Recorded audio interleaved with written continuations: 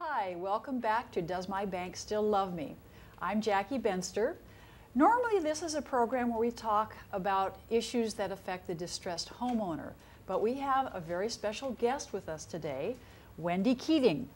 Hi. Nice to see you. Nice to see you. And Wendy has a truly inspirational story to share with us. Wendy, take it away. Thank you. So I was diagnosed with breast cancer 2 years ago at the age of 31. You look so healthy. Well, thank you. I'm amazed. At the age of 31, did that come as quite a shock? Quite a shock. I have no family history whatsoever. I just happened to feel a lump one day when I was taking a shower and kind of put it off actually going to see the doctor. I didn't have any idea it would turn out to be what it was, and so I thought, well, I'm sure it'll just go away. And eventually, it was actually probably 2 months after I felt the lump that I finally got myself to the doctor. Okay. And was it getting bigger or feeling painful? Or? It actually was feeling painful, and a lot of times we've heard that the tumors aren't painful, but it actually in fact was painful, and that's really what drove me to the doctor finally, was that it was starting to make me nervous. Yeah, well, good. Yeah. And I was fortunate enough to have a doctor who did an exam and thought, you know, you are young and this probably is nothing, but let's just go ahead and make sure we take the extra steps to make sure.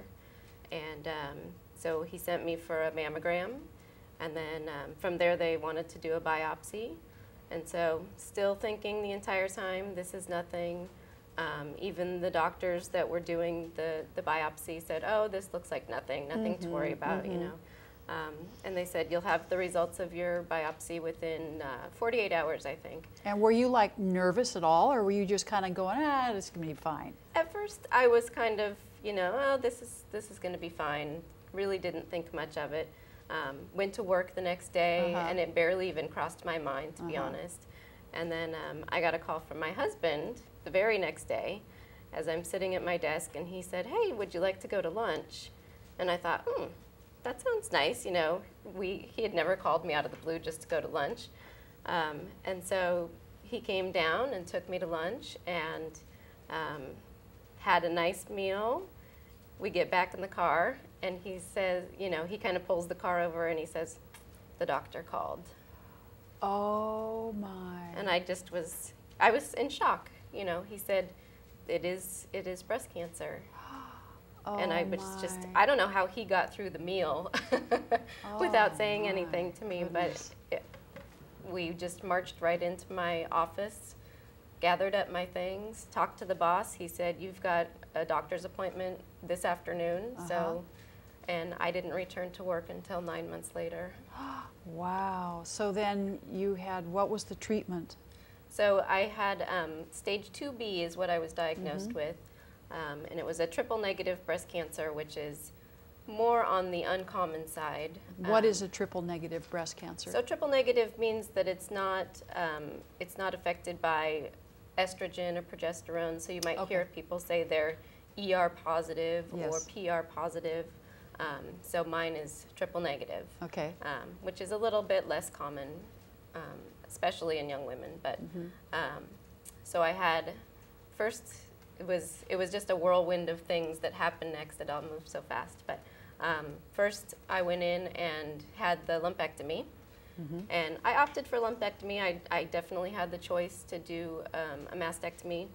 Decided to go for lumpectomy, and then about 3 or 4 days after surgery, we started the egg retrieval process, because I was luckily forewarned that, you know, chemotherapy can be really difficult on a woman's body, and there would be a chance that I wouldn't be able to have children afterwards. Or that the eggs could be damaged and the children would be damaged. Yes, exactly. Yeah. So we started that process, and that was about 12 days of, you know, injections and things to prepare for the egg retrieval process. And now, was that an operation? Did they cut in to go into the ovaries?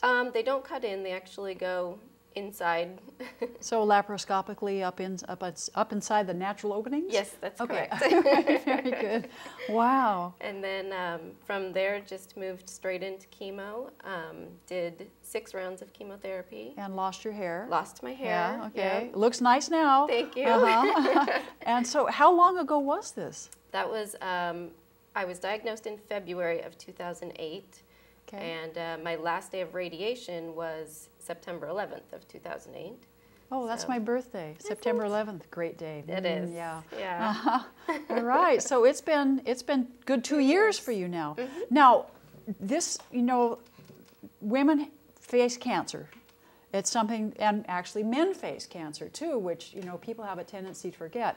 But as a result of your experiences with cancer, you did something really wonderful. And would you tell us about that? Certainly. So I was fortunate enough to have my husband, actually, he is a networker all the time. Actually, I'm going to say a word here too. Yes, sure. Her husband is John Keating, and John has appeared on this program before. He is a friend of the programs and a lovely, lovely man, and we are delighted that he is here. He will be coming on later, but we wanted to focus on Wendy on this one. And this is the first time we met Wendy, so it's really cool to have you here. Thanks. So he actually found someone for me to connect with that was another young survivor. And I met with her, I had coffee, we talked, and she told me about this group that she is a member of. And at the time, it was a locally started group that had been around, I think, since 2002. And it's just a group of young women that get together. They have a support group. They meet twice a month and talk about all the issues that pertain to young women diagnosed with breast cancer, which are often very different issues than older women diagnosed with breast cancer. And so I started going to the group, and about a year after I started going to the group, we ended up joining a national organization called the Young Survival Coalition. And so we established the Seattle affiliate of that organization. Well, marvelous. Now, I am an older woman. You're a younger woman. What are the differences between, a young survivor and somebody such as myself? So I think the biggest difference is older women who are diagnosed are often past their childbearing years. Yes. They may already have families. They may already have established careers, husbands. So it's a big difference for young women, particularly a single woman who maybe perhaps chooses to do the mastectomy, loses her breasts, maybe hasn't found a partner yet, hasn't had children. So it's a big financial responsibility, and maybe you're not well established in your career yet.